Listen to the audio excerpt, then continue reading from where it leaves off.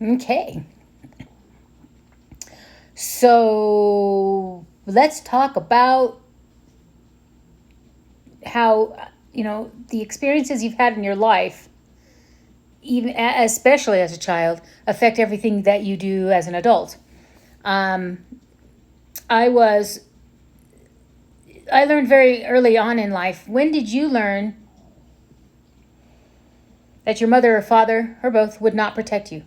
When did you learn that you were the scapegoat of the family and it was okay for people to treat you like crap?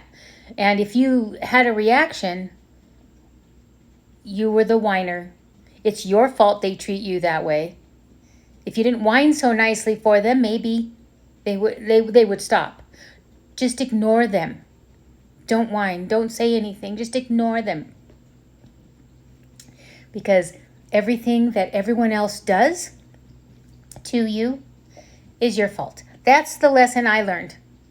If you have an emotion, a reaction about something, it's your fault if they get worse. Well, what my mother didn't realize was that I tried to ignore him, my brother, that is.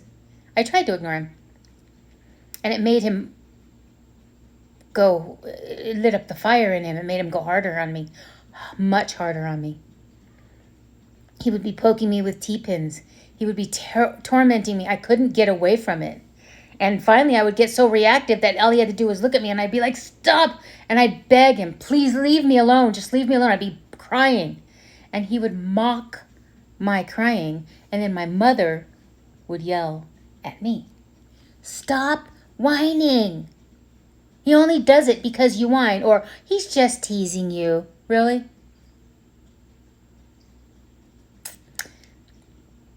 He's a predator.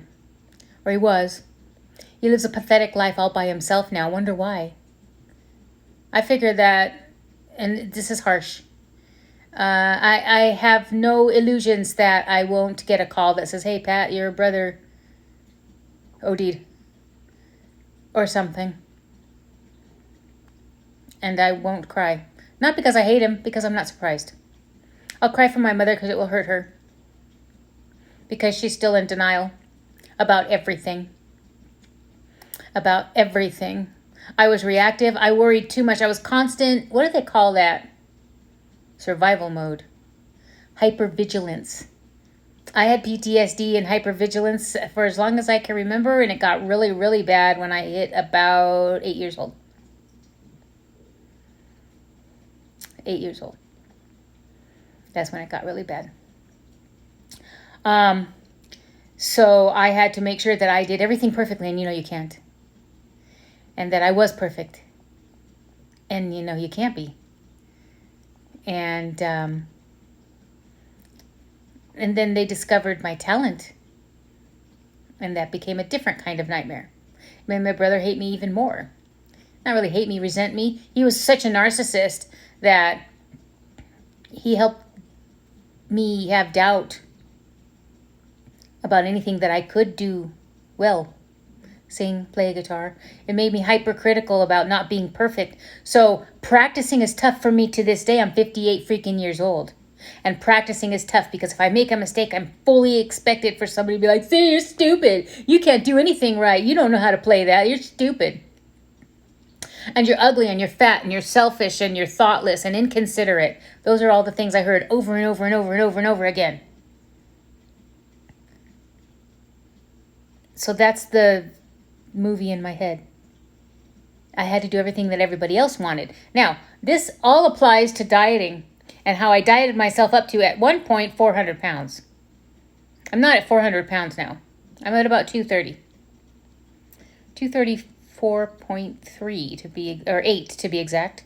But I should be like 100 pounds less than that. But I'm not going to concentrate on, oh my God, I have 100 pounds to lose. How about just being healthy, eating the way you want to eat? That's the hard part. No matter what diet you go on, there's always someone that says, well, you shouldn't do that. You should do this. What part of I lost 100 pounds did you not get? And yes, I've been having lately some like dieting ADHD. I can't stick to one. But I am now. I'm sticking to the low carb, nearly carnivore. and it seems to be helping me. Am I losing weight quickly? No, that's what I want. I want to lose 10 pounds in 2 weeks like they advertise with those fucking gummies. Oh, just take this ACV gummy and you're going to lose 42 pounds in 2 weeks. Not very likely. Just not. So you just concentrate on it. I'm waiting for Schrodinger's infinity hoop to show up. It's supposed to be here today. We'll see. Then we can embrace the suck. So this one is just like this little, who needs a therapist when I have you guys? I'm working through the trauma. I'm working through, menopause helps that. You stop giving a crap what people think. You don't worry about, I might piss someone off. Fuck it, piss them off. Piss them off and protect yourself. Between my supervisor and my husband, or my manager and my husband, and my best friend,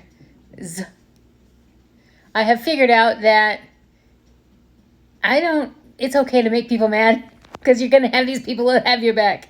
Yes, my mother has mellowed. I still hate my brother.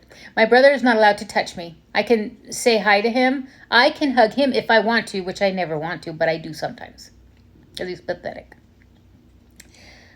But he's not allowed to touch me, and he knows it. He knows what he did. Not just to me. So, my mother can be in denial all she wants, but I'll spill it plain as day after she's dead. But for now, I'll just be cryptic and say my childhood was tough. And my solace was food and music. And music was tougher. Food. You don't need that. Why are you eating that? You don't need to eat that. Everything I put in my mouth was hyper criticized. She would make the food. She would take me to the restaurant and then annihilate me and criticize me for what I ate. What I was eating at a restaurant where she took me. And I'm looking back at pictures of my brother, and he was fat too, but nobody ever cared about him. So, about him being fat, that was okay. It's bad enough you have glasses. Why do you have to be fat too, right? I could have been, if I had a little bit of support, I could have been what I wanted to be, but that's not what she wanted me to be. I wanted to be a veterinarian. Is it too late, do you think? At 58 to just go to veterinary school? What is it, 6 years? Yeah, I think it's too late. But I love what I'm doing now, so I guess we'll stick with that. But can't have regrets. We have to look forward. And I'm looking forward to embracing the suck with you guys and exercising and saving money and getting my credit score up, because Brian and my ultimate goal is to buy a house by the beach. Haven't figured out which beach. Pacific Ocean, that much I know. Oregon, Washington, California, Mexico, not sure. But it's definitely going to have an ocean within a 10-minute drive, or a 10-minute walk would be better. But that's the goal. Patrick's Point is a beautiful place. Look it up. Anyway, I'm just rambling. I love you all. Embrace the suck. It's on its way. Here we go.